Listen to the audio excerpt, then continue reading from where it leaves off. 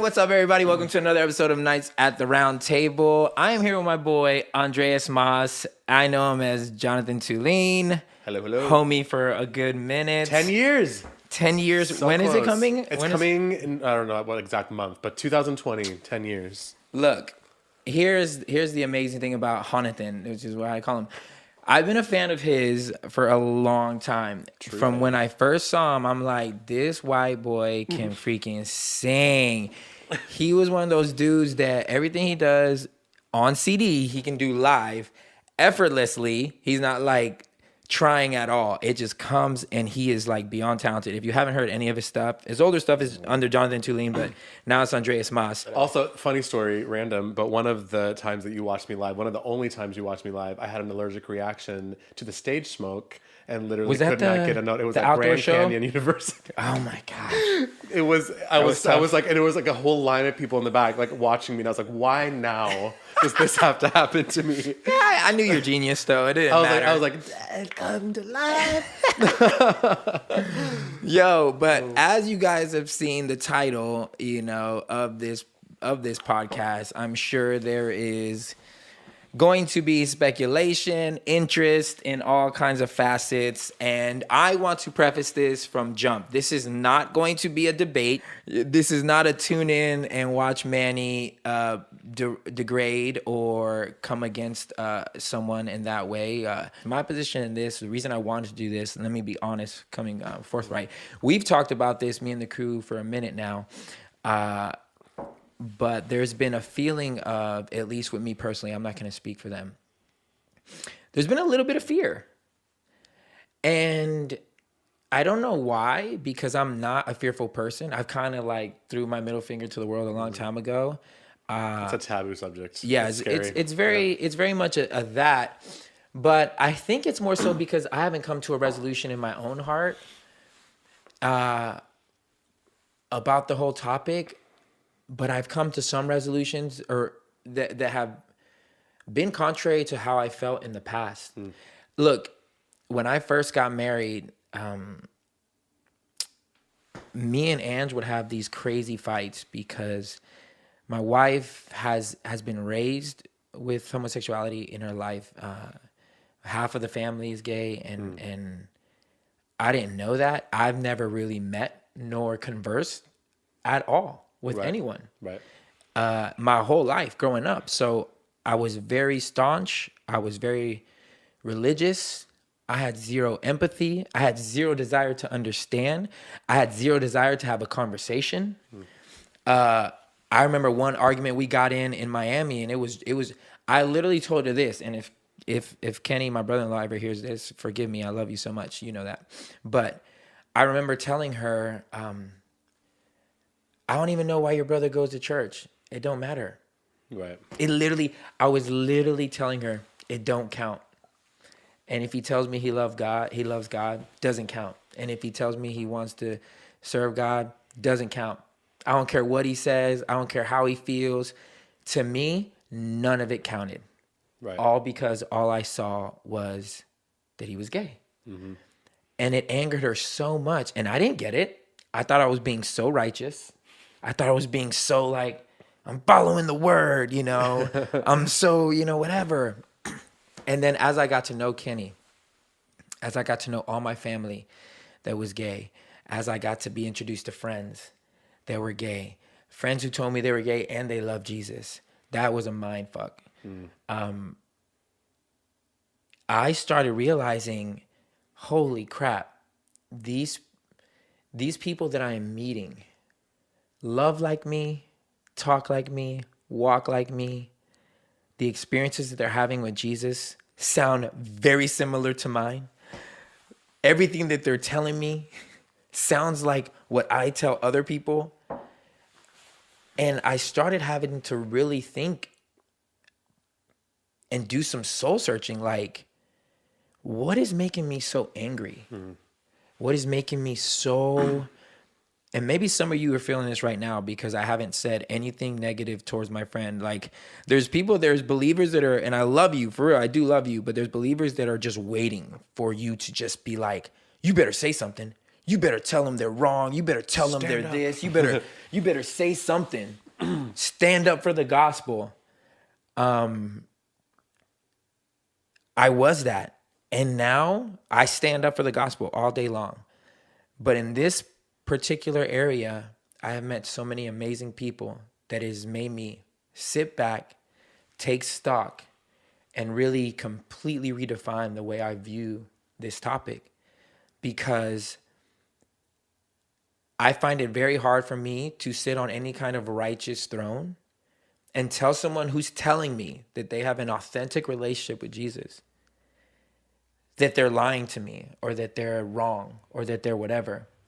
When they're experiencing God, I mean, I've had my boy tell me prophecies that have come true. I've had my boys tell me visions of Jesus, like real things, like not fake things, real things.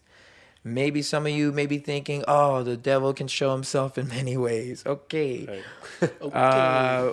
Prophecies start coming true. I start really taking a step back. And again, I don't want to draw lines, nor do I feel like I have to, because our relationship between each of us and God is separate. It's an individual thing. But I have to take a step back and be like, man, maybe I'm not doing this right. Right. Maybe I'm not approaching this right. Maybe I'm not thinking about it all the way, because I care about these people. And I think I saw them not as human beings. And when I say them, let me be forthcoming and apologetic right now. I don't know all the terminology. I don't know the right things, like the right ways to say things. So if I say things in a wrong way, correct me, or you can correct me in the comments. I'm not trying to do anything on purpose or trying to be disrespectful. So please be gracious with me on that. But I didn't see people. Yeah. I just saw, quote unquote, sin. Right. And as I think about it now, I'm like, how much spiritual balls do I have to have? A sinner, a full-blown sinner, knowing the crap that I deal with, knowing what I do when nobody's looking. Where do I get the balls to look at another human being as just sin? Right. Like as if they're nothing but that. Right. That is the preface to why I want to have a conversation with my boy Jonathan, because I've known him, we're going on a decade now, and I've been a fan of him since day one, as a person, as a musician. He's been a good friend to me. And his story is freaking crazy, which I'm going to let him tell his story. And my hope in this is to have the conversation, is to start the conversation. Because believe it or not, when I get messages on our Knights of the Round Table page, more of them are about this topic than anything else, which made me think, holy crap, this is a conversation that a lot of people, well, I don't know if I want to say a lot of people, the people who have reached out to me want to have, or at least want us to at least bring to the table and have that conversation and not be afraid of it. And that's what I wanted to do. I wanted to have this conversation, talk with you. I know you, I love you, and I wanted you to tell your story and we can talk about this, because I know whether you are gay or not, whether you're angry towards that topic or not, his story is one that everyone can relate to. Very much so. If you put the bats down, you put the rocks down, you put the anger down, you put it all down, and just for this brief moment in time, listen as a human being talks, which is something that I had to do a long time ago. So anyways, Jonathan, let's talk about a little bit about your story. Let's talk about you. Let's take it back. Because this is well, okay, so I'm born and raised in Sweden. Yep. My parents are evangelists, or they were evangelists, especially right now they're in retirement. But 10 years before I was even born, 13 years before I was born, they were in full-time ministry. So my siblings grew up with them being away from Wednesday to Sunday, and they had a nanny those days because they were traveling all over the world doing that. So from a really early age, we started singing. I started singing when I was like 2. Music was a huge part of my family, and obviously Christianity was as well. And from a very early age, we always talked about traveling as a family. we talked that one day as a family we're going to get into an RV and we're going to travel around the world and sing. And so we kind of grew up knowing or hoping that that was going to happen. That was like our entire world. Right. And then when I was 3, we won green cards in the lottery. So there was literally just like a computer that chose our names at random. And my parents had felt a call from like, I think like 1979. My dad got this prophecy and that they were like, you're going to go to America and you're going to sing. And so he had that in his heart. And so when we won in the lottery, that was a huge, wow. They were like, okay, we're going to do this. We got like a letter from George Bush, I think was the president at the time. And literally was like, it wasn't, I don't think it was a handwritten letter, but he had signed it physically. And we just had the green cards in this envelope. It's like, I don't think they've ever done it again in that way. It was like, that's crazy. 91, yeah. So we moved over to Florida of all places. Because we had connections there, and we kind of moved back and forth my entire life from Sweden. But when I was 9, I remember my dad pulled up. He had bought this RV, and he's like, "We have 10 shows booked, and we're just gonna go and see what happens." And we ended up being fully booked for like 5 years. What the hell? Yeah, so we traveled. Just my entire upbringing was the 4 siblings and my parents in this RV, and we traveled around and we did probably 5 services a week. And so ministry was definitely at the forefront of my entire life. That was my everything. Like right. and obviously, everyone that I hung out with, every person that I was involved with, anything was only Christians, and really only Christians from a specific denomination. We were in Church of God a lot, and then Assemblies of God. So like that was kind of like the worldview of those denominations was completely where my mind was at, always. Right.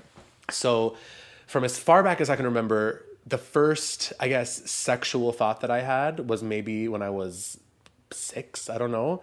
And it was about a guy, and I didn't think anything of it at that time because no one had really spoken to me about that, because I don't think anybody in my family was assuming that that was going to happen, because that's their worst nightmare, But so I never really thought about it. And I remember when I was 7 was the first time that somebody spoke negatively about homosexuality, or they said like, that's disgusting or that's gross. And immediately that was the first time that I had felt shame about it, because I knew that I was interested in guys and I saw guys in that way. Right. And that was the first time that I started to kind of close myself in, and I started to get really insecure about especially the way that I behaved. I was more feminine. I was a more feminine guy. I wasn't interested. My dad's a contractor. So like, and both my brothers worked construction with him as well. Super manly. And, yeah, exactly. So it's like, I felt like, and my dad is the most wonderful human being on the planet. And I looked up to him so much. And of course I wanted to be like him, but I just couldn't, I just wasn't that guy. Like I wanted to sit out and write poetry. Like I didn't, care about cars. He'd be like, "Do you like that Mustang?" I'd be like, "What the hell?" I'm like, that looks like a car. Like I don't know what that is. It's a car, Dad. Yeah. So I started really early, from age 7, to start building up slowly a hate for myself, because not only were the people around me saying that it was awful or disgusting, God said that. And so number one, I felt like, okay, these people think this about me. My family thinks this about this issue, but also God hates me because he hates sin. He hates this. And so I think for, 10, 12 years, I was feeling just self-hatred build up. I couldn't even look at myself in the mirror when I was like 14 because I could not be the person that my family wanted me to be. I pretended really well, I think, but people are ruthless, especially in school. So it's like from very early on, it was like faggot always, like, or like you're really feminine, or like you're going to be gay when you grow up. So I always had that as well, on top of already feeling that way. And I was trying to fight against it so much. I was doing everything in my power to like that people would think that I was straight. And I know a lot of gay people can relate to that because we joke about it all the time. Because literally like the things that we tried to do was like so extravagant. Like I saw this thing like the other day. There was like it was a joke on a meme, and it was like a rainbow staircase, and there was this guy that like didn't want to walk on it, so he was climbing these huge other steps to not have to walk on it. And it was like what we tried to do in middle school to like prove that we weren't gay. Yeah, that's literally what it was for us. And so I was still in ministry, so I think my mindset was, okay, like it went from going like this is complete sin, like I can't be this, and I pushed it away and I couldn't deal with it at all. So I was trying to tell myself that I was attracted to women and, you know, would make out with people. And if I felt even an ounce of anything, I'm like, okay, like good, like I got a little bit turned on. So like maybe, you know, it's going to be good. Like I'm going to get past this, whatever. So that was kind of my mindset. And I continued with that. I went to Bible college, and like the Bible college I went to was in Minnesota, and they were pretty adamantly against it. And so I think at that point when I was in college, I was like, okay, this is a struggle that I have, and like everyone struggles, and like, you know, God's going to help me through this. That was my mindset. And one of my oldest friends, we talk about this all the time because we were both gay, and we were both like, we've gone through every phase together. We've gone from the phase of like praying together, being like, please God, take this away. And then now we're both like gay, living that. And we talk about that all the time because we've kind of gone through the entire process together. But so I was still in ministry, and I kind of quit college because I wanted to do artistry. And because I had been in ministry, the only option in my mind was Christian music. So I remember the first time I met you actually wasn't when we met 10 years ago. It was like 14 years ago, and it was at GMA's, and I was like really 17 or something. Yeah, or 18. And I had gone down there, and I was like, this is what I'm going to do. So I ended up going back to Sweden when I was 18, and I met this girl there, and we just ended up really connecting on a friendship level, and we really liked each other. But also there was a lot of pressure, I think, for both of us around the fact that we needed to get married. And it wasn't that, I don't feel like my parents were forcing me, because I remember them saying like, is this moving too fast?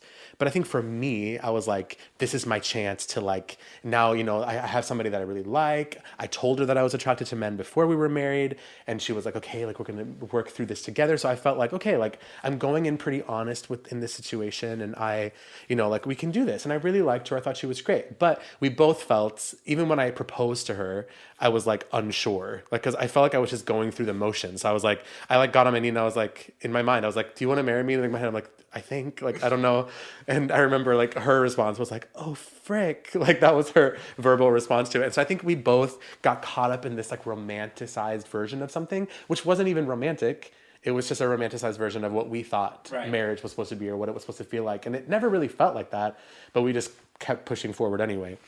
And so I think it was like a year after we met, but like 9 months after we started dating, we got married. And I had never had sex. I had never done anything. And so it was, you know, I was very nervous about it, but not that nervous. I was like, it's going to be fine. Like, we're going to figure this out. And after the very first night, I was like, oh shit, like this is not going to work. Like, this is not what but I always had hope in my mind. I'm like, this is going to work out, because we've done this now, like we've committed to this, like let's at least, I would never want to just like leave. I want to try. And we had a lot of, I mean, so many issues throughout our marriage on not just a sexual basis, but just like anybody. We were 19 and 20 getting married. Like there was so much stuff. And she had a lot of expectation. I had a lot of expectation that it's supposed to look and be this way. And I was pretty much like, I would say the first month or two of my marriage was probably the most depressed I've ever been in my entire life, because I was like, everything felt so wrong. And my entire life, I had been taught that sex was bad and to stay away from it. And then all of a sudden, because I got married, the next day my parents were like, have fun tonight. It's like, you can't just switch your brain that quickly. No, we've had that conversation. Yeah. So I, on top of being gay in this situation, but not really understanding my gayness, I'm also feeling guilty about having sex in general, because my entire life I felt guilty about it. So it's like, you can't just switch over all of a sudden and be like, now because we're married, it feels fine. Like, even though I knew it was, you know, according to whatever, it just still felt wrong and felt weird, and I just felt like I was sinning still. And I think she felt that way too. And she had such a romanticized view of what it was going to be, and so this was like devastating to her. Like it wasn't romantic, it wasn't nice, it felt awful. And so it went a few years, and I think that we really found each other in our friendship, because we're still best friends, and she is one of the closest people in my life to me. And I think that we found ourselves there. And so we're like, okay, like I really love this person. I genuinely was in love with her, like 100%. And that's what kept us going for as long as we were together anyway. Because you guys married 10 years. 10 years, yeah. And so, but then it was like, I think 3 years into it, the intimacy just wasn't really working the way that we wanted it to. And so I started to go elsewhere, and it was the first time that I had even like considered it. And it was the most horrible feeling in the world. I had never been with anybody. So I started getting on apps and like looking up guys, and like at first I would be like, oh, like we'll just talk and like that'll be it. And then I'll be like, oh, I'll say I'm gonna meet them and then I won't. And then I'm like, I'll meet them, but then right before anything happens, I'll leave. Like so it was like this process. And then it ended up being like, oh, like we'll just kiss. And then it's like, oh, we'll just do that. And then it just all of a sudden it's like you've done everything. Right. It's like, okay.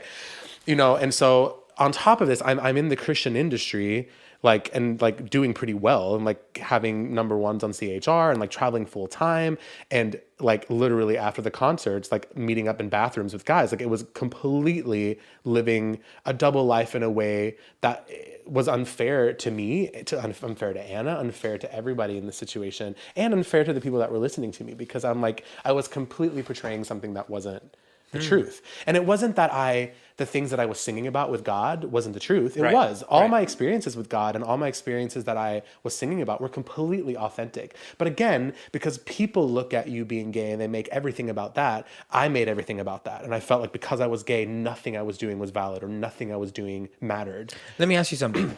Do you think that, would you say that all of your attempts, all of this striving, all of the traveling with your family, the going to Bible college, the marrying Anna, did that come from like a pure like desire to just like, I want to make God happy? Yes, absolutely. I mean, it was my entire life. It was everything. And I knew, according to my worldview and what I was taught at that time, God couldn't love me if I was gay. So I'm like, I knew that either I had to choose to be what naturally I was and what I was feeling, or to choose something different so that God would love me, which is a whole lot of fucked up if you think about it, really, truly. It's really difficult to go that long. Yeah. When I got saved, I had a hard time believing God loved me, but that's because I kept making dumb decisions. And I kept falling into quote unquote sin. And I've said this before in a podcast, that, I have to get over the idea that sin is acts, and understand that sin is a state that we are born into. Right. Like you are born into a fallen state of sin. This is now our lot in life. So the sinning acts are a byproduct of what is in us. Right. And so the idea, like we've talked about it before this podcast, there's a difference between sinning and living in sin. And I used to say that. I used to say People that a lot. and then you think about it and it doesn't actually make any sense. Yeah, I'm like, wait. What's the difference here? So are we saying that there's a day that I didn't sin? Right. Because I'm like, I couldn't tell you. I couldn't tell. And I remember yesterday, because yesterday happened. But I'm pretty sure I could probably count like 4 sins that I did yesterday, and then I couldn't even think the day before. So I'm like, I just don't remember any day I've lived in my life where I just didn't sin. Right. And so I know for myself, it was difficult for me to try to quote unquote not be living in sin. Right. So I think it's interesting that what you're saying is that, that you've tried like your entire life trying to serve a God that everyone is telling you hates you. Yeah. Yeah. It's very, very, and again, Shit. we're very, very happy to believe that too. Like happy to believe that that's the way God is. Growing up, like I was like, oh, this is just the way that it is. Like I can't be this way. And it was so like it perpetuated in my head because again, people constantly, it wasn't like my family never said to me, like, you are disgusting or you like ever, like they're very, like, I'm so grateful for my parents and my family. They're very loving and incredible people. So I always had a safe space there, but they spoke about homosexuality like that. And that was a part of me, and that was something that I knew was there. And so it felt like they were saying, you're disgusting and you're an abomination and you're this. And the more and more that you hear that, and then you're only around people that see things that way, you start to believe that you are that way. And that's why I know that when I started to be sexually active in my marriage, it was because I had such an unhealthy view of sexuality. I was never taught about any, like, it was literally like, I just, it was just so unhealthy. And that's why I was doing all these unhealthy things, because I wasn't allowing myself to actually feel what I naturally felt. So it became this shameful, guilty, backseaty thing that it didn't even need to be if I would have actually been taught proper, healthy sexuality. And obviously that was really, really hard for me because I'm not a disloyal person, and it wasn't even about Anna. It had nothing to do with her, and she was my best friend, and I knew that what I was doing was going to hurt her, and that made it even worse for me. And like when I ended up telling her, I don't really think she understood right away, but I knew that it was easier for her that it had been men and not women, obviously. But I think throughout the process, we both went into it with her being completely against it and me being completely against it, really. Like, I didn't walk into my marriage and say like that this wasn't sin or whatever. Like, I felt like it was. So that's how I approach things. But then even after that phase, we kind of went into a new season of our marriage where we really became even closer, but again, as friends. And it's very easy sometimes to blur those lines because you have emotional feelings for somebody. I loved her, like, my goodness. And because we had such a close relationship, but it didn't mean that that was intimate or that that was romantic. It wasn't at all. And it just took us a really long time to figure that out. Obviously we had a child 3 years ago, the absolute joy of my life. And that's been the most incredible thing in my life. I thought that I was unselfish before I got married. Then I realized I was super selfish. And then I thought I was pretty unselfish before I had a child. And then I was even more selfish. And so having her has been the most incredible experience. And so now so we met 11 years ago, and in March was our 10-year anniversary. We went out to dinner. We went down to Chattanooga. We had a great time. And we both, 3 days later, were just like, we need to talk. And we both felt unanimously at the same time, like, we're just best friends. And that's really all this is. And as hard as it is, we have to make a decision right now that's going to be the best for not only us, but for our daughter. And I think that a lot of people stay in marriage because they believe that that's what they have to do and that God's going to frown upon if they're not. And I realized that if we would have stayed in an unhappy marriage, because even though we loved each other and even though we were friends, we weren't in a happy marriage. Like, that wasn't what marriage is supposed to be. And we both deserve intimacy, which we didn't have. And so since we decided that has been so up and down. We both really love each other and we're both determined to be friends. And a lot of people don't want us to be friends. Like, a lot of even people in our families were just kind of like, why are you friends? What do you mean? Like, when you divorce, it's over. And we're like, but who set that standard and that rule? Yeah. Why can't we be friends? And why is that weird? And obviously there's been up and down moments of feeling like, and the biggest thing for us is we love each other so much. So it's like, the hardest thing for us is realizing that things are going to change and that we're not going to always live together anymore. And we're not going to, but. Is she still in Sweden? No. She's here. She's back? Okay. Mm-hmm. Yeah. And so I feel I don't look back on my marriage and think that it was a mistake. I don't. I think initially, if I were to advise somebody in my situation, I would probably say don't.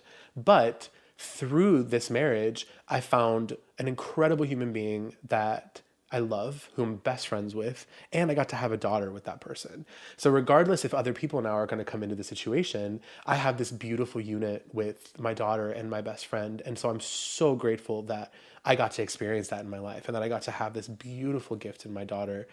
But it's been so cool to see her viewpoint has changed tremendously. Like, she is on the opposite spectrum of what she was when we first started. And so am I. Mm-hmm. And I think exactly what you were saying, when you have people in your life, it's a lot easier to look at an issue or look at a person that you don't know anything about and hate them or point at them or not understand. But if you actually love somebody that's gay and you spend a lot of time with them, things automatically have to start changing in your head because you're kind of going, but that doesn't feel right. That I shouldn't feel that way about them. And why don't I? And you start to get confused. And I think that was the big thing for Anna, because she knew that if this was a choice for me, I would have chosen her. Like 100%, I love her. I would have chosen her, but doesn't work like that. And I think that a lot of people that I talk to that ever feel like it's a choice don't know any gay people. Those are common. Those are common arguments. Yeah. the reason I know is because I've said them before. Right. You know, it's a choice. You know, we all have cravings. We all have things that we want to do. Yeah. But we can say no to them, which is true. You know, but the only way I was able to understand it, and this is me taking it from another gay person telling me this, and then me assuming that his origin was the same as my origin. Meaning, there's never been a time in my life that I've ever been attracted to guys. Right. Ever. Right. And the idea of it is I've always been like, no, man, like I look at the female form and I'm like, holy crap. Like it's so gorgeous. Right. And then my gay friend told me, okay, so you see that intense passion that you have, that part of you that you're like, how can anybody not like females? Right. Like they're so beautiful, right? That kind of like, you don't get it. Now, imagine if you felt that way and then everything was reversed. Right. And someone told you, and someone told me, you have to be with a man, and this is not the right way. Right. You gotta be with the man. Yeah. And I was like, and imagine that turmoil. I don't like that. I don't like that scenario at all because I can't, like, I can't make my mind do that. Like, I can't just be like, all right, I don't like these girls no more. I'm gonna go over here because that's the right thing to do. Right. And when he presented that to me, that was the closest I have been to being able to at least have some type of understanding or even empathy for someone in that position. Because before I don't think I took the time to just consider the humanity of it all. Right. It was always so political and so religious that it's like I have to fall on one side of this thing and it has to be the right side. And if I'm on that right side, then I can no longer be associated with anyone from the other side. Right.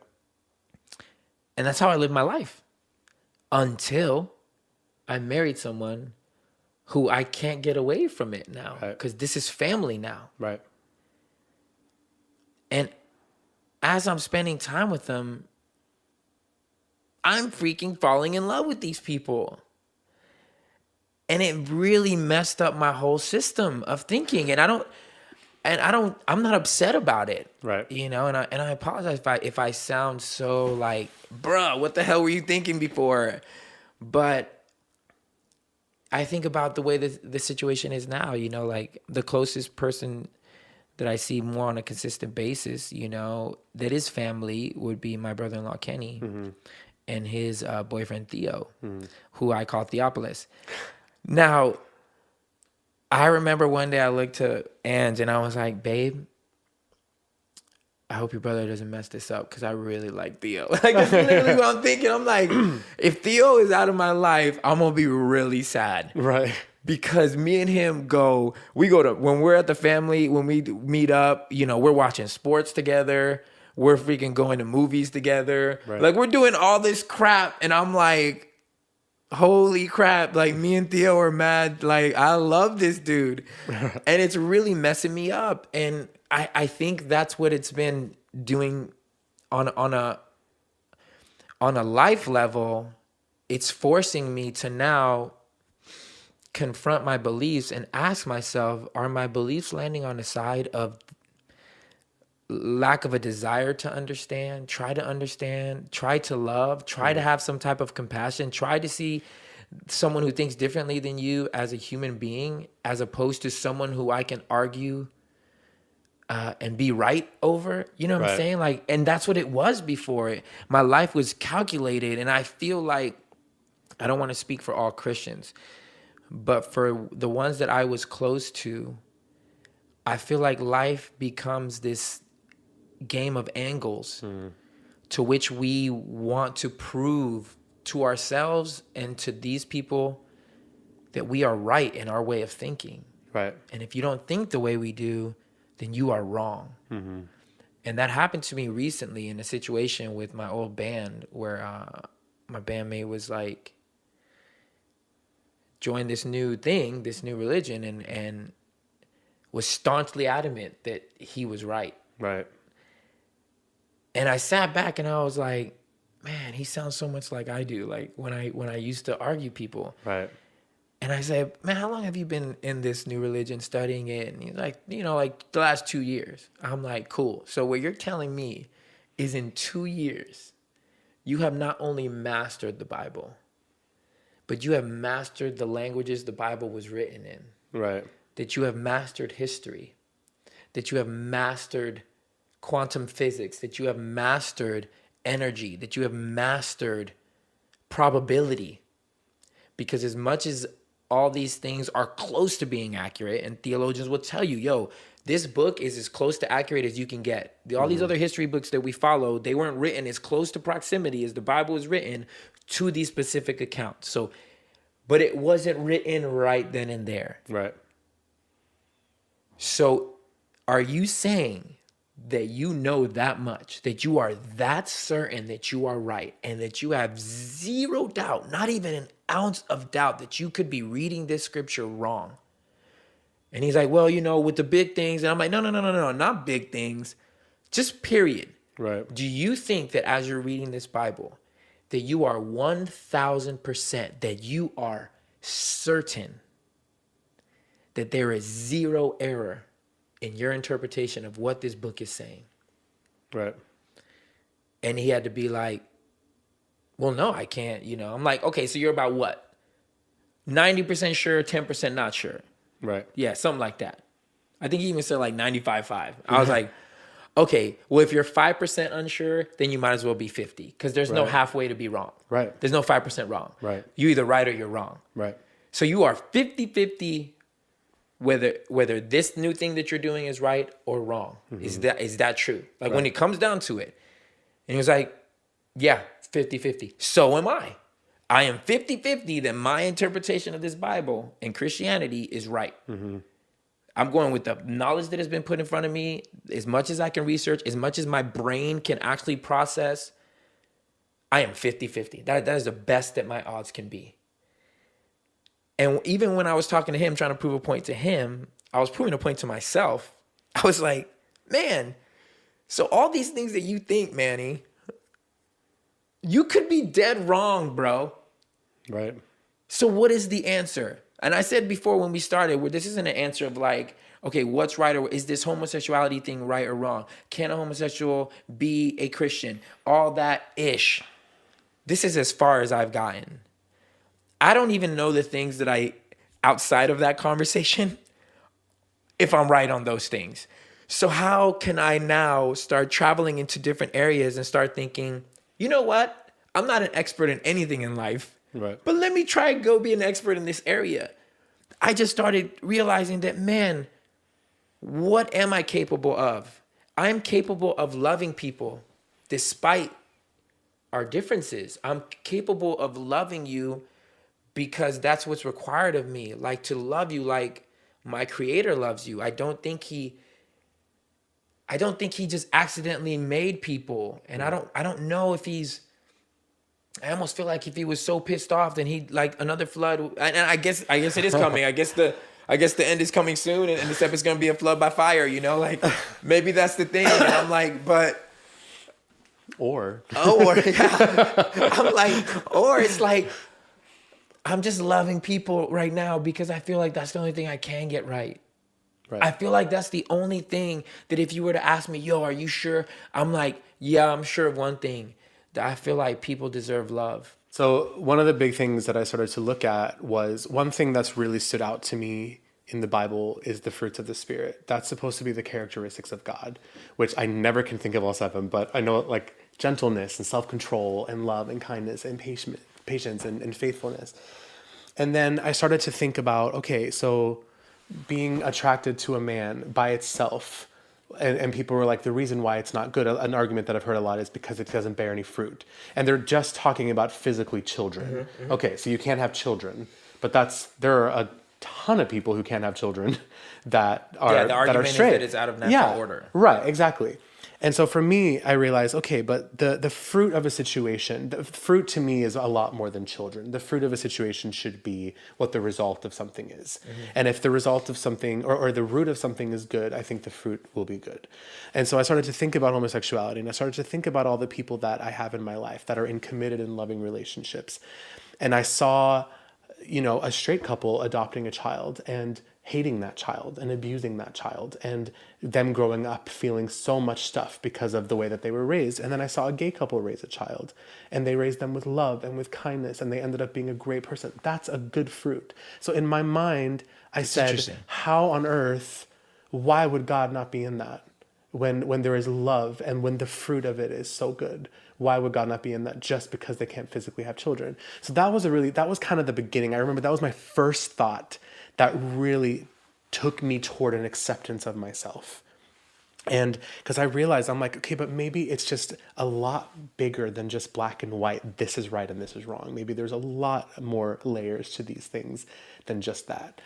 And for me, that started me down my path of self-acceptance and self-love. And I will tell you right now, I'm not going to be one of those people that sits here and says, no, I've mastered self-love. Sure. And I hate myself so much still.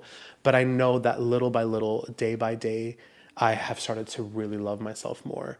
And I think when I was younger, people looked at me and I was completely defined by my gayness. And therefore, I defined myself completely by my gayness. And now I feel like me being gay is a part of who I am. It doesn't define me. It's a part of who I am. It's something that I love about myself. And I think that people ask me, like, if you could be straight, would you? Not in a million years, because I finally have gotten to a place where I say, you know what? Who I am and the reason that I'm here, I love that. And I'm okay with that. And the moment that I remember a moment when we decided to get a divorce was the first time that I ever allowed myself to think about being with a man on an emotional level. Like I always told myself, no, it's just sexual. That's why it's wrong, because I'm only sexually attracted to men. I don't want to be in a romantic relationship with a man. But it's because I never allowed myself to think on that line of thinking. So when I finally allowed myself to do that, and I went out on my first date with a guy, it was like the most natural thing I have ever experienced in my life. And I was like, oh my God, I could have been doing this the whole time. But I don't feel like that, because I look back at my marriage, I look back at my child, and I'm so utterly grateful for the things that I've gotten to experience. And I wouldn't be here now. I wouldn't be in the place that I'm at if I weren't to have experienced those things. And right now, I'm definitely at a place with the church where I realize how hurt I've been, and I'm very slowly finding my way back. And I want to believe that people can see past their preconceived notions about an issue, and like you said, see the human underneath. Because it's difficult because I tried like maybe a year and a half ago to be involved in a church, and they were like, we accept everyone, like we love you, but you can't be around the children and you can't be on the worship team. And it's just like, those kinds of things, that's almost like a slap, and that's not accepting me. Man, that happened in another situation my friend told me about. Which, look, I get it. If you're an organization, if you're a church and you haven't resolved it yet, right?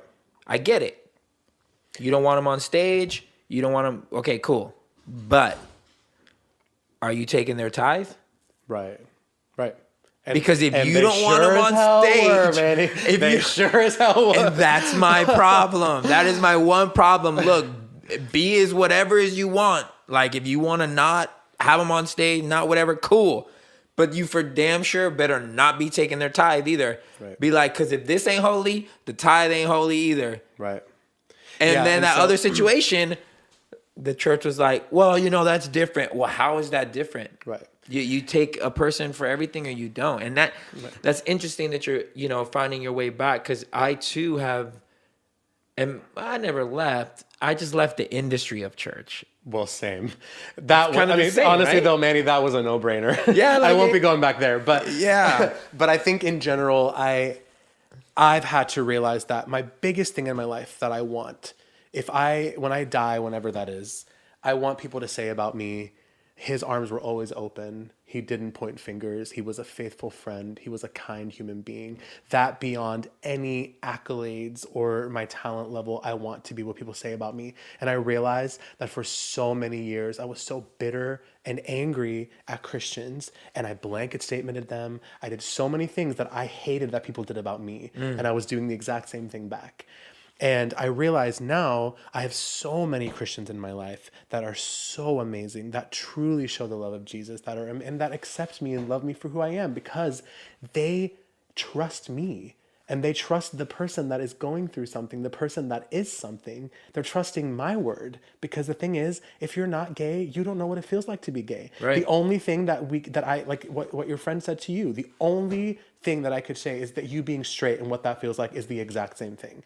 And all you have to do is just trust the people that are talking to you, saying, this is how it is. Because people can say until they're blue in the face that I'm living in rebellion or that I'm choosing this, but it still won't be true. Like they can say it as much as they want. And even the Bible can say it, but it doesn't change the fact that this is true. Like I wouldn't, like, honestly, and my wife, ex-wife, she knows now, because she lived with me for 10 years. She knows me inside and out. And she knows that if I had a choice in the matter, I would have chosen her. And I've thought about that too, because when I did used to say people have a choice, I used to think, if you did have a choice, why would you choose to be gay? And to be ridiculed by everyone. And then to be a Christian. Right. Exactly. If I had a choice to be gay, and I said, you know what, I want to be gay, the last thing I'm going to say is I want to be gay and I want to love Jesus, right, and I want to go into the church. I wouldn't want to do that. Right. Why would you want to wish that upon anybody? Yeah, like you wouldn't. And look, man, I've never been gay. I've never whatever, but when I try to think of it on a human level, when I try to think of it as myself, of somebody saying, hey, man, think about how you are and the normalcy to which you live your life. Mm-hmm. You wake up, you kiss your wife, mm-hmm, you love on her. Yeah. You do all the things heterosexuals do, right, without even thinking. Because it's the same. It just feels whatever. And then telling me that now I have to think the other way. Like now I have to. Yeah. And not only not only have to, but being held over your head that if you're going to be able to be in leadership, if you're going to be loved by God, if you're going to be loved by your family, by your friends, or you're going to burn in hell. Like these are the things that are held over your head. You're going to be tortured in a burning hell because of something that you can't even control. And everyone around you is telling that you can control it. And how dare you be so rebellious to choose this in your life? And it's just like the amount of people that I know that have been so close to suicide, including myself, right, and the amount of people that have committed suicide because of it. And people just go, that's so sad. If they only would have found God. You know what I'm saying? And they don't realize the immense pressure that is put on you, because in general, sometimes Christianity, in religion in general, can be, the expectations are so high. I don't know how anybody thinks they can live up to them. Oh yeah. That's why you need. I thought about, I'm not really a suicidal thinker, but there was a couple times, and it ain't even about being gay or not gay. Right. It's just about not being able to live up to a standard, which is why I am so amazed at people who have the Christian balls to get online and slander and judge and say the worst things. I'm like, don't you know that if you're gonna be so about the word, the Bible warns us about being accountable. Like God is going to hold us accountable for every word that we say. And I used to be that guy. I never was that online guy, because I just think that's cowardice. Well, you were too old for that. Yeah, I was too old. You're right. No, good call. But when social media came in, even like I just couldn't. If I saw something that I thought differently, nothing in me thinks I'm going to get online and start hating people or start saying negative things. If I really cared about that person, or if I cared about where they were at in life, I would shoot them a private message. If I knew them, I would shoot them a text. because I am genuinely concerned about their life or their thought patterns or whatever. I wouldn't go online in this pseudo attempt of being a Christian and, I'm calling out that which I see is wrong. This is what the Bible teaches us to do. I'm like, fool, in the Bible, people had to know each other to call out the wrong. Right. They didn't have Instagram. Right. They weren't able to see what homeboy was doing in Corinth and living in Jerusalem. Like, it didn't happen. In Corinth. Like the only people that can call you out, the people that when the Bible's talking about doing that, it's because it's assuming that you are in community with this person. Back then, there was no other way. Right. There was no other way for you to know what somebody else was doing in their life unless you were walking that life with them. So yes, if someone is saying, I am professing to be this, you would see that they are not. Why? Because you are living in community with them. They can't hide it. Right. We now translate that into the future and say, okay, now I can see into your Instagram, and that which you show me, I can now make an accurate assessment of who you are. I'm a brother or sister in Christ. And I'm just like, who was I talking to yesterday where I said this? AT&T, a random dude at AT&T, manager who now we're friends. I was asking him, I was like, if you really thought, Christian police, if you really think that Instagram is the place that you're able to make an accurate assessment of somebody, then I think you are so misled, because Instagram is the epitome of fake. Like, we only show you literal epitome. Have you ever gone to an Instagram page and seen a guy, which most men do, seen a guy take a pic of him and his genitalia, being like, Friday night, just here masturbating. This is what I struggle with. So true. Have you ever seen that? Nope, because it would be banned. It would be, you would never, and those of you who struggle with it, you would never do that. Let me be authentic. I'm going to be a real Christian. I'm going to be real. Instagram is the place to be real. Here's my pornography sites that I visit. Here are my fetishes. I just wanted you to know, because Instagram is where we're real, and I need you guys to now comment and keep me accountable. That has never happened in the history of Instagram. Right. And it won't ever happen. I think that all of us know that, but yet we still look at Instagram thinking that that's the way this that is it real. is. Yeah. And I have to comment on this real. Yeah. Because I was having a conversation with a brother, which I'm glad, I think we resolved it. I think we came into a good resolution. But he listened to a song I just released, Yellow Bike. Mm-hmm. And it's about a friend of mine, my old bandmate, who had sex with an older lady, and he was younger. He was in high school, and she was a stripper, 25 years old. Yeah. And it's technically rape. Right. Dudes don't see that as rape. Right. We see that as a complete score. Yeah. At least the dudes that I know. I'm sorry, I'm not speaking for all guys. Most of the dudes that I have been growing with, I was 4th grade and I learned how to kiss from an 8th grader. That was a freaking, was a freaking, I just did it. It's instantly like, good on you. Like, you're awesome. But it wasn't the case. And so I wrote this song because we started thinking, man, there's probably people who have not had a positive experience with it. Like, it probably pushed them into sexuality too soon. Right. And now they're dealing with the repercussion of that. If it happened to you, it's happened to other people. Right. And so I write this song, extremely graphic, very much. And I get these Christians hitting me up, quoting the lines. 25, she was 25, starting high school, in quotes, and disappointed. And I'm like, did you listen to the song? Right. Do you know what I'm trying to bring awareness to? Right. This guy quoted my own Group 1 lyrics to me, where in the lyrics I say, I just need God. I'm trying to find my way back to God or whatever. My God. And he puts that on my page. To me all the time. And I'm like, what are you trying to say, bro? Like, are you trying to be subversive? Like, if you got a problem, say it. I'm forward. Right. Just tell me straight up. Right. What are you trying to say? Oh, it's just different how much we've changed, And I'm like, did you even listen to the song? Right. Do you know what it's about? But no, because they hear trigger words. There's trigger words. If you say a swear word, or if you say something that's about an adult thing, because it's a very family oriented everything. So everything has to be accessible and everything has to be appropriate for your 8-year-old. But there are a lot of adult things that an 8-year-old doesn't need to listen to. And It's your responsibility. If you don't want to listen to something, or you don't want your child to listen to something, then don't let them listen to it. You can't eliminate all of that stuff. And I get the one that's people's favorite. I get this one literally. And when I say all the time, maybe daily, I get somebody quoting, "Our hearts are in Babylon." because I guess that was one of my songs. And the funny thing is, that song was actually like, I'm completely in the same mindset as when I wrote that song. Right. I wasn't talking about the world. I was talking about the church when I was saying our hearts are in Babylon, because we're not loving and accepting people. That's where that was coming from. So the thing is, people interpret whatever they want to interpret, and they took it as that, and they use that as like a weapon against me. Or they'll be like, I'm so disappointed in you. And I'm like, who are you? Disappointed? Like, I don't know who you You are. don't even know my middle name. Right, exactly. What are you disappointed? Look, luckily this guy came back and was like, I'm sorry. Like, he's like, I did make, because I told him, I was like, bro, maybe you do a little research before you make ignorant statements. Like, Right. just talk to me. I've never shied away from talking to anyone. DM me if you really care about me. Don't comment. Don't put it in the comments, because you're just you're just getting thirsty at that point. DM me.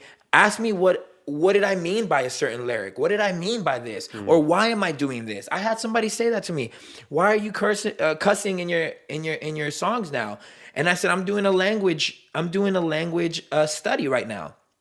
Language study. I am. I'm being 100% authentic. You want to know why? Because I listen to people like John Bellion. I listen to people like Chance the Rapper. And these people move me in my spirit. Like, move me. And I'm The like, human why do I feel changed my life? Yeah, literally. like, why do I feel the spirit in this stuff? I remember DMX. DMX put out a song back in Bible college that I used to pray to, you know? And I'm like, DMX is spitting some word right now. And I would always be like, really like, why am I feeling you through these songs, God? Like, there's cussing and there's whatever. And I'm like, is there something I'm not getting? And that's what my study is. And I don't cuss just to cuss. I don't do that. My journey is my journey is authenticity. There were times when I was writing in the Christian space, and I would really want to say this word, and maybe it wasn't a cuss word, maybe it was a cuss word, but it definitely was a word that wasn't considered appropriate to Christians. But it was how I felt. Right. And I always had to change those words into whatever a simile for that word would be. And I always felt that I did the song a disservice when I would listen back, because I would be like, that's wasn't how I felt. Yeah. And as much as other people liked it, what they liked was a watered down version of where my heart was at, or where my mind was at. I don't think the Lord is scared of my disappointment or my anger or my frustration. You know, I tell a story. One time I was outside of church and I was arguing with my girlfriend, and I just screamed out. I was so mad. And I said this in another podcast. Like, I screamed out. I was like, fuck, like in front of everyone. And they made me leave home. They made me leave. They're like, go home, calm down. But I was so angry that to say something else in that moment, if I would have been like, fudge. It would have been like comedy. Are it you would have lessened serious? That's not how you feel. Well, and I think the mistake that people make, though, is that we're putting God in a box of the last 150 years of culture. Because people decided 150 years ago that these words were inappropriate. That wasn't in Jesus' time. At all. People have decided that these words, and the thing is this, everything is about intent. I can say to you, that's what you're a poo-poo head. But if I mean that with genuine, that I really just want to hurt you and disdain, that is the problem. If I say, fuck, my toe, that has nothing to do. It's the intent of the words. 100%. And people have, and people have made it about just the word itself. And we've created a culture of offense, where as soon as we hear something that we don't line up with, or that we get offended. Instead and we're of actually, American. Right. Because in Sweden, I'm sure it's different, but like this is where I did my study. I was like, what are some words that we say that would be offensive in another culture? And so I looked up, like, the word fanny in London means pussy. Right. To us, that is a cute little way to say a butt. Yeah. We would say that to our children. Because it's all about culture. And it's culture. Like in Sweden, exactly. In Sweden, American curse words are literally a joke. Like, exactly. 5-year-olds say that. It's exactly. And that's what I'm trying to say. Like, whose culture is right? Because we live in America, we've been taught that our culture, we are quote unquote the saviors of the world. We're the freedom fighters. We are sending missionaries to the outer parts of the funny? whatever. My family, we were missionaries from Sweden to America. And let me just tell you, America needed it. Yo, and that's what I'm trying to say. Like, how can we then as a culture be like, well, the Bible wasn't written in our language, but we choose to pretend that it's our language and our point of view. Like 4 languages. It's our point of view that's real. And that's the thing that I cannot contend with. For these, like you said, these words didn't exist in biblical times. The Bible warns us of calling each other fools. Right. Or actually cursing. When they talked about cursing, they meant cursing. Like I curse you. Exactly. Like I don't want good for you to happen. Very different. And it happens. Yeah. Those same people that are coming, that may say something about me cussing, will curse me in that statement. Right. They will deem something over me. Yeah. They will tell me that I'm not a Christian. They will tell me that I no longer have the Father's favor, that I'm not going to heaven because I am cussing. So they are cursing me in there, trying to reprimand me or to help me or to rebuke me. Right. And I'm like, this is some messed up crap. It doesn't make sense. Yeah. It doesn't. You will gladly curse someone. You will gladly go online and tell someone. There is people that are going to hear this, and in their minds, and it may even travel to their fingers and to their keyboards. They will curse you. They will curse me for having this conversation, and then say, "But bless you." At the end, I know. I hope God's favor bless rains upon you. I don't like to use that kind of coarse language, but I will curse the hell out of you. I will tell you you're not Christian. I will tell you you're not saved. You're gonna burn it I down. will literally pronounce your eternity over your life because of a word. Because you said shit. Right. But I don't say shit. Right. So I'm okay, but I will curse you to hell. Right. And they think they're holy. They think they're fighting the fight. Yeah. I'm just like, wow. Yeah. So in that same sense, in that same regard, what I hope people can get from this, I hope that somehow they can let go of anger for a second, or let go of the desire of being right, or let go of the anger if they've even listened this far. Because I've had people hit me up and say, oh, I listened to the first 10 minutes and I couldn't hear the rest because I didn't hear what I wanted to hear. I would hope that they can get to this end and just for a second, man, let it all go. And just decide to hear someone and feel their pain, feel their empathy. I get it that you may be attracted to women, but if you've ever been in a place where your family is disappointed with you, the church that you're at isn't accepting of you, the person that you're with is not accepting of you, that people don't believe that you're saved, that you don't believe you're saved, those are all the exact same emotions that Jonathan has described he has felt. But if you're letting the fact that he's gay keep you from identifying with him, then I really don't think it's him who has the problem.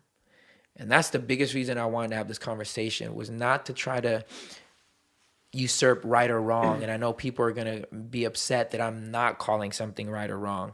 If you want to call something right or wrong, if you feel like you have the knowledge, if you feel like you have the understanding of it all, cool.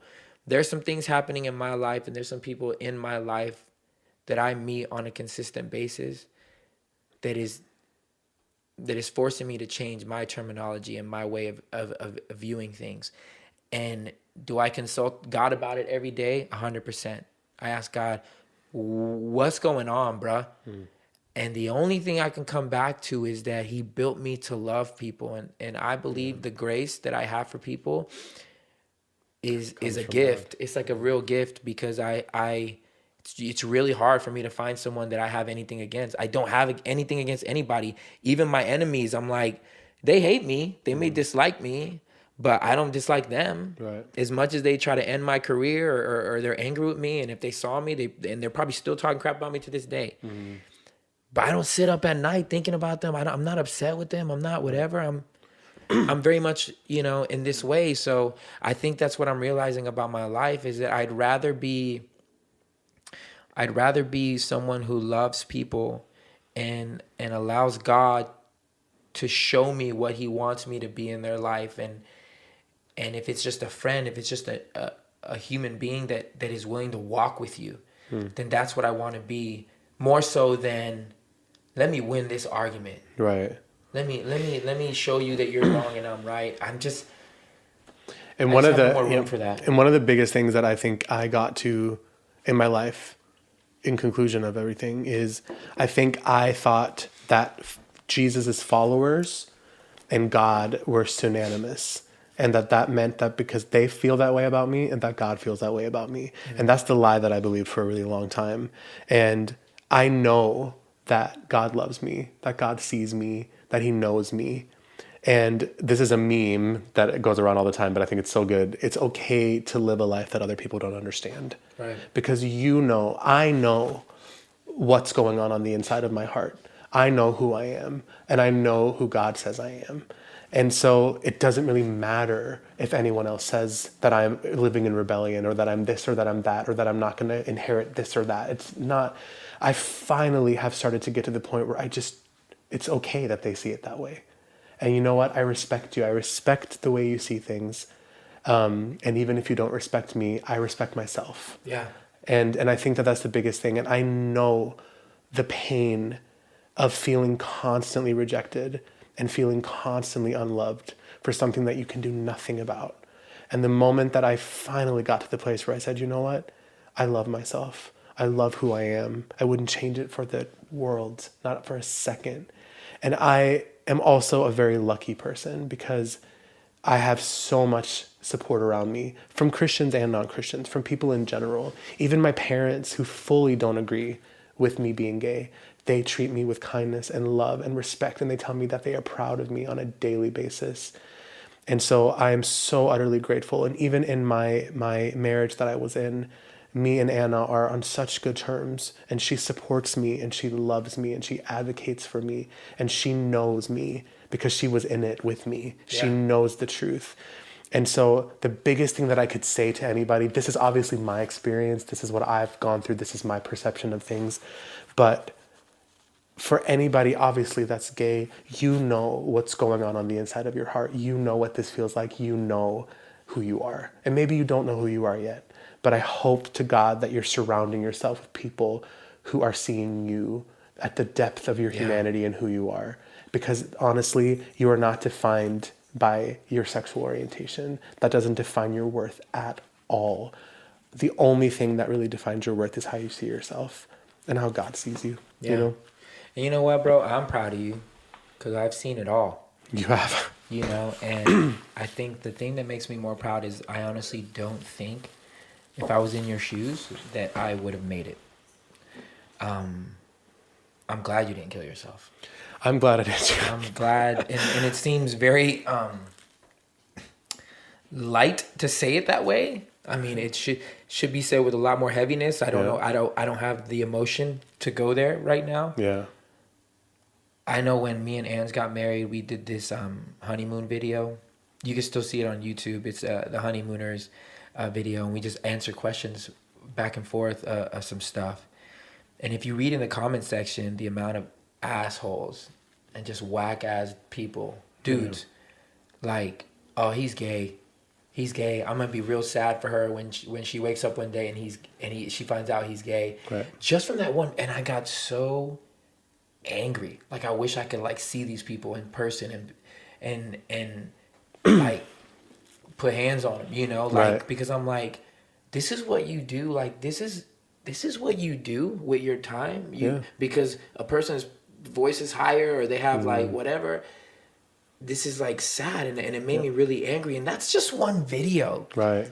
So when I say I'm proud of you, I say it because I'm proud that you've maneuvered life this whole time and have gone through a gamut from, you know, from Christian family band to Christian touring musician to married, being gay, cheating with gay men in your marriage, then coming back and still trying to make it work. And all of this in an attempt to please a God that everyone is telling you doesn't love you anyways. Right.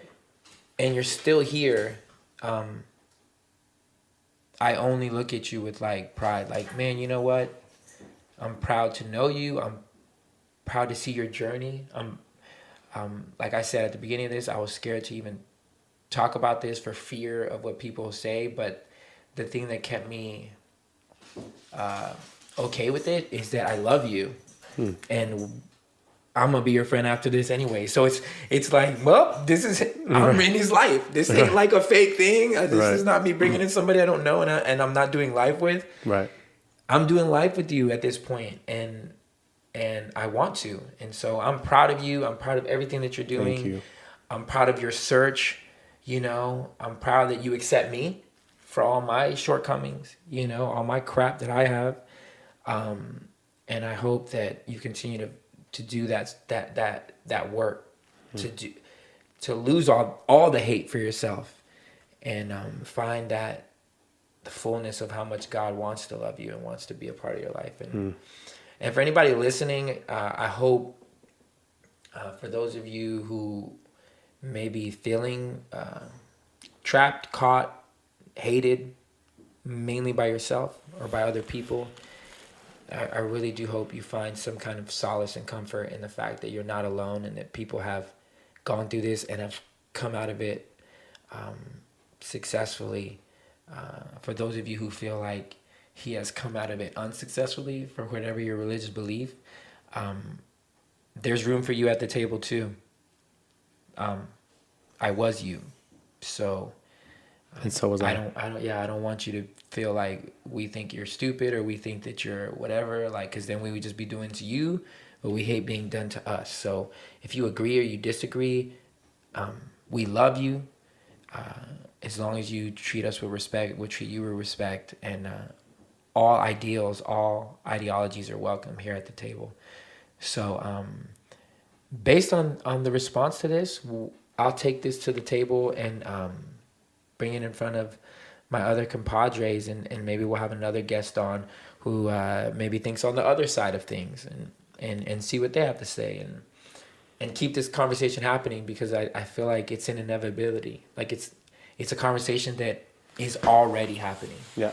And if we're afraid to talk about it, then I think we're doing a disservice to ourselves and the people that we say that we love. So thank you for listening.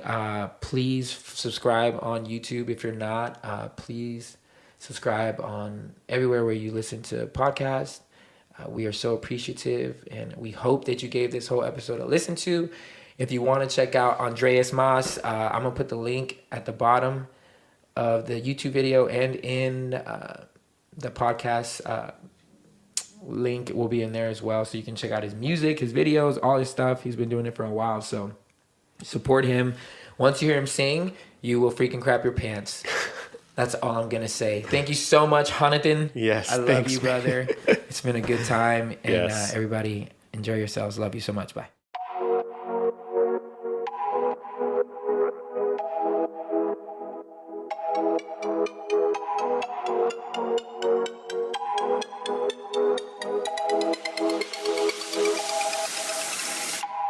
It was a cool night, feeling a soft breeze. Yeah, it was you and me. Music was turned up, dropping the top down. Yeah, man, it felt free. Your hand moves up to my head, not a care in the world. Mine moves to your leg. We ain't got a time that we gotta be back. People kill for a piece of what you and me had.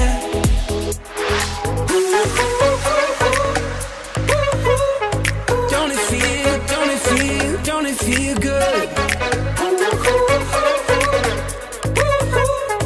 Don't it feel good? Don't it feel good? Don't it feel good?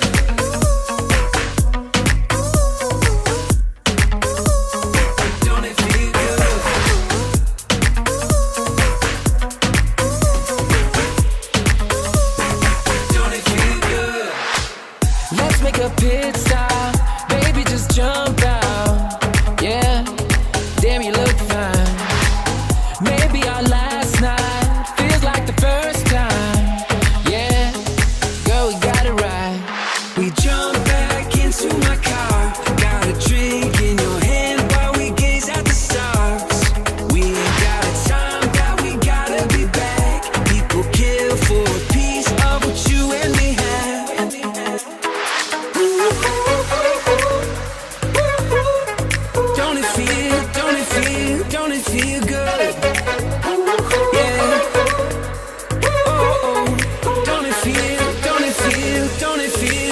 it feel good?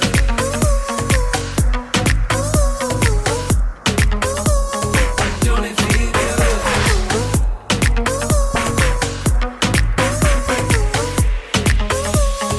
Don't it feel good?